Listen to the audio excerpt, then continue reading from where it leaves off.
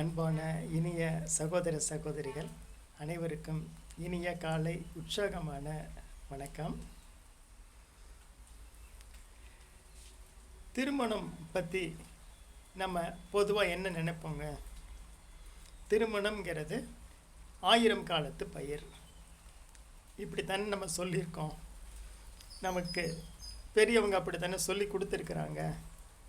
ஆனால் அது உண்மையிலேயே 1000 காலத்து பயிர் தானா? கொஞ்சம் நுட்பமாக யோசனை பண்ணி பாருங்கள். அந்த காலத்தில் அது 1000 காலத்து பயிராக இருந்துச்சு, எங்கள் அப்பா காலத்தில், எங்கள் தாத்தா காலத்தில் எல்லாம். ஆனால் இன்றைய சூழலில் இது 1000 காலத்து பயிரா? இன்றைக்கி ஆக்சுவலி என்ன நடந்துட்டுருக்கு அப்படின்னா, திருமணம்ங்கிறது 1000 காலத்து பயிர் இல்லை, ஹைப்ரிட்டாக மாறிடுச்சு. ஹைப்ரிட்டுங்கிற வார்த்தையை நான் எதுக்காக இந்த இடத்துல யூஸ் பண்ணுறேன்? திருமணத்துக்கும் ஹைப்ரிட்டுக்கும் என்னங்க சம்மந்தம் இருக்குது அப்படின்னு நீங்கள் கேட்கலாம். ஹைப்ரிட்டுங்கிற வேர்டு ஏன் நான் யூஸ் பண்ணுறேன் அப்படின்னா, இப்போது பாரம்பரிய நெல் வகையெல்லாம் பார்த்திங்கன்னா 9 மாதம் 8 மாதம் கழித்து தான் அது நெல் கொடுக்கும்.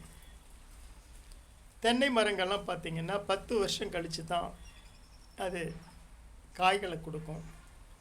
மாமரமும் அதே மாதிரி தான். ஆனால் இன்றைய காலகட்டத்தில் என்ன ஆகுது? 2.5 வருஷத்துலேயே தென்னை மரங்கள்லாம் காப்புக்கு வந்துடுது. 2 மாதத்தில் நெல் அறுவடைக்கு தயாராகிடுது. இது எல்லாம் ஹைப்ரிட்டுங்கிற ஒரு கான்செப்ட்னால தான் வந்துச்சு இல்லைங்களா? ஹைப்ரிட்டு அப்படின்னு சொல்லிட்டு இப்போ திருமணமும் என்ன ஆயிடுச்சுன்னாங்க, ஹைப்ரிட்டாக மாறிடுச்சு. அந்த காலத்தில் 1000 காலத்து பயிராக இருந்தது, இன்னைக்கு ஹைப்ரிட் மாடலில் ஒரு வருஷத்து பயிராவோ, 2 வருஷத்து பயிராவோ, 5 வருஷத்து பயிராவோ, 10 வருஷத்து பயிராவோ அது மாறிடுச்சுங்க. இதனால தான் நான் ஹைப்ரிடு திருமணத்தை இன்றைய நவீன காலகட்ட திருமணத்தில் ஹைப்ரிட் சூழல் உருவாயிருக்கு அப்படின்னு நான் சொல்ல வந்திருக்கேன். இந்த ஹைப்ரிடுங்கிறது இன்னொரு வகையிலையும் திருமணத்துக்கு பொருத்தமாக இருக்கும். நம்ம பிரைடுன்னு சொல்லுவோம் பெண்களை, மணப்பெண்ணை. அதே மாதிரி மகனை பிரைட் குரூம்னு சொல்லுவோம். ஸோ அங்கேயே ஹைப்ரிட்டு அப்படிங்கிறதுல அந்த பிரைடுங்கிற வேர்டு இருக்குது பார்த்தீங்களா? ஸோ இந்த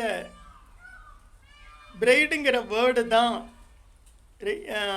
மணமகனுக்கும் மணமகளுக்கும் பொதுவான ஒரு வேர்டாக இருக்குது. அது உங்கள் வாழ்க்கையிலையும் பிரதிபலிச்சிருச்சு, ஹைப்ரிட்டாக மாறிடுச்சு அப்படின்னு சொல்லாமா? ஓகே, ஏன் இந்த ஹைப்ரிடு மாடல் இன்றைக்கி டெவலப்மெண்ட் ஆகிட்டுருக்கு அப்படின்னு பார்த்தீங்கன்னா, ஹஸ்பண்ட் ஒய்ஃப் 2 பேருக்கு இடையில் ஒரு ப்ராப்பர் அண்டர்ஸ்டாண்டிங் இல்லை.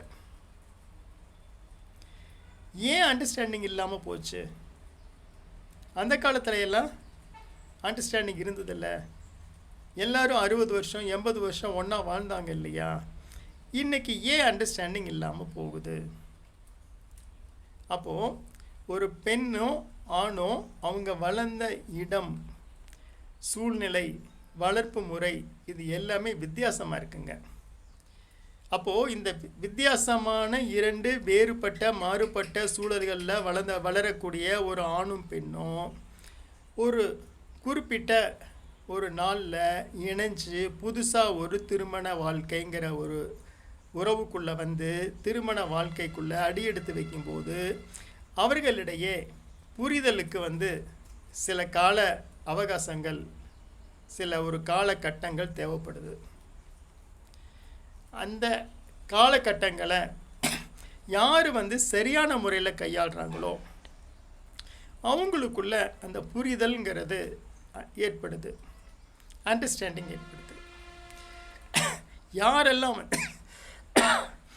யாரெல்லாம் அந்த அண்டர்ஸ்டாண்டிங்கிற ஒரு கான்செப்டுக்குள்ளேயே வராமல், நான் இப்படி தான் வளர்ந்தேன், எங்கள் அப்பா அம்மா என்னை இப்படி தான் வளர்த்துனாங்க, நான் இப்படி தான் இருந்தேன், அப்படி தான் நான் வாழ விரும்புகிறேன் அப்படின்னு ஒரு பெண் ஆர்குமெண்ட் பண்ணாலோ, இல்லை நான் இப்படி சுதந்திரமாக நான் வாழ்ந்தேன், எங்கள் வீட்டில் இப்படி தான் என்னை வளர்த்துனாங்க, நீ என்ன எனக்கு ரெஸ்ட்ரிக்ஷன் எல்லாம் கொடுக்குற, நீ என்னை கட்டுப்படுத்துகிற, என்னை கேள்வி கேட்குற, இப்படின்னு ஒரு ஆணும் நினைக்க ஆரம்பிச்சிட்டாங்க அப்படின்னா அவங்களுக்குள்ள புரிதல்ங்கிறதே என்றைக்குமே ஏற்படாதுங்க. அப்போ இந்த புரிதல்ங்கிறது ஏற்படலை அப்படின்னா அது கண்டிப்பாக ஹைப்ரிட் மேரேஜாக மாறிடுதுங்க. இந்த ஹைப்ரிட் மேரேஜில் என்ன ஒரு நிகழ்வு நடக்குது அப்படின்னா, மிக குறுகிய காலகட்டத்திலேயே அந்த திருமணங்கிற உறவு முறிஞ்சிருது, ஒரு முறிவு நிலைக்கு வந்துடுது.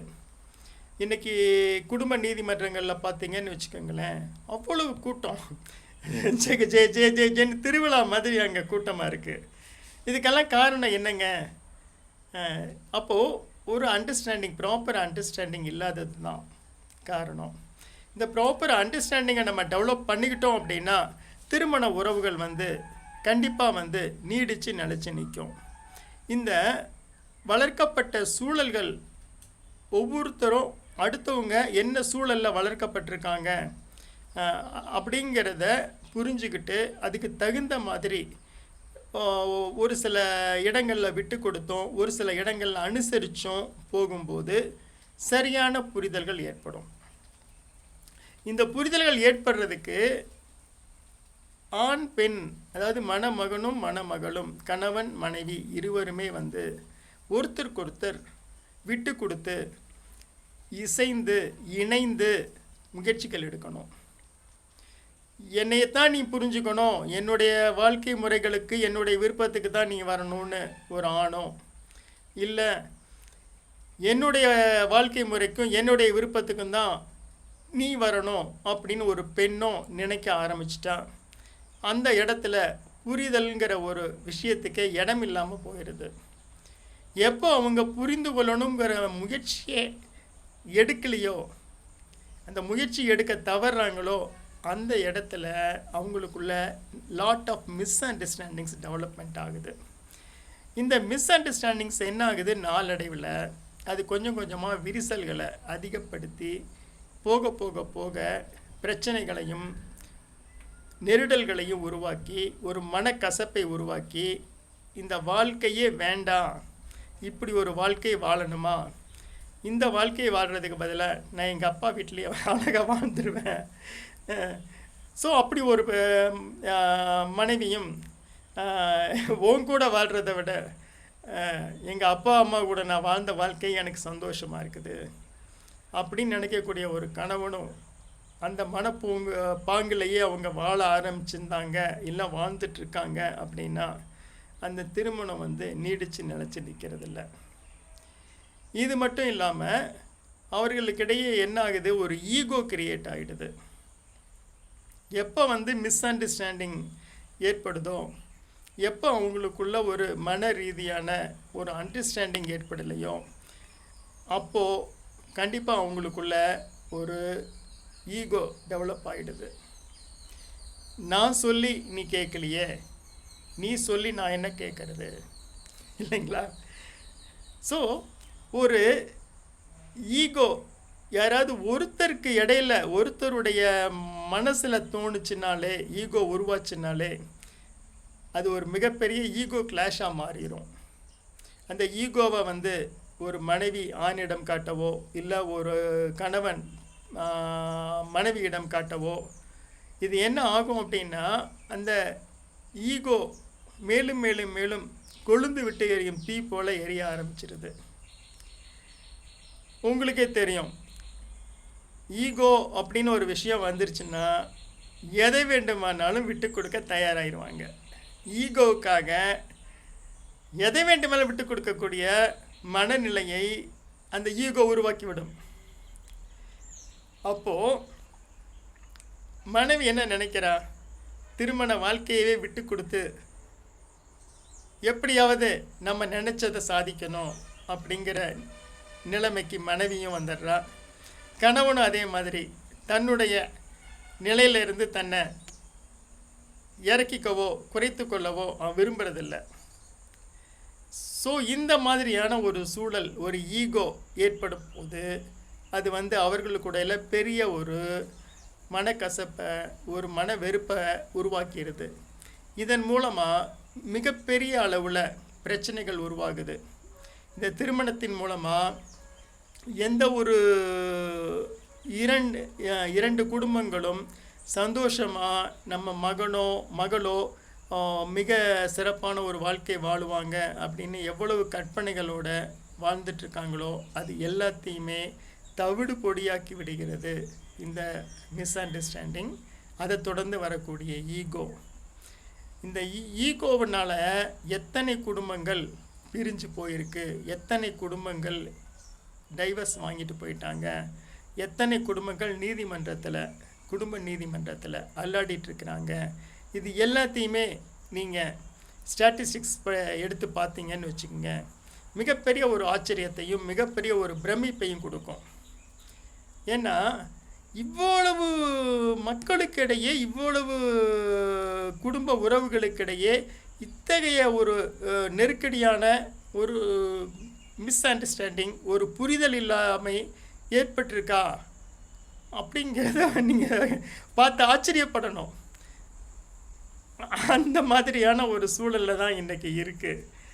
ஸோ இந்த மாதிரியான ஒரு மிஸ் அண்டர்ஸ்டாண்டிங் இல்லாமல் வாழ்கிறதுக்கு என்ன பண்ணணும்? கணவன் மனைவி இருவரும் ஒற்றுமையாக கடைசி வரைக்கும் வாழ்கிறதுக்கு என்ன பண்ணணும்? கணவன் மனைவி இடையே ஒரு புரிதல், அதுவும் மிக ஆழமான புரிதல் ஏற்படணும் அப்படின்னா அதுக்கான வழிமுறைகள் என்ன? இதை பற்றி நம்ம அடுத்து வரக்கூடிய எபிசோடில் நம்ம பேசுவோம். இப்போது இந்த பிரச்சனைகளை எல்லாம் தீர்க்கக்கூடிய தீர்வு எங்கே இருக்குது, அதற்கான தீர்வுகளை பற்றி அடுத்த எபிசோடில் நம்ம பேசுவோம். அடுத்த எபிசோடு உங்களுக்கு கரெக்டாக சேரணும் அப்படின்னா இந்த எங்கள் சேனலை சப்ஸ்கிரைப் பண்ணுங்கள், லைக் பண்ணுங்கள், பெல் சிம்பலை கிளிக் பண்ணுங்கள், ஆல்ங்கிற பட்டனை கிளிக் பண்ணுங்கள். அப்போ தான் உங்களுக்கு அடுத்த எபிசோடு உங்களுக்கு கண்டிப்பாக உங்களால் வாட்ச் பண்ண முடியும், உங்களுக்கு சேரும். ஓகேவா? அடுத்த எபிசோடில் சந்திப்போங்களா? நன்றி.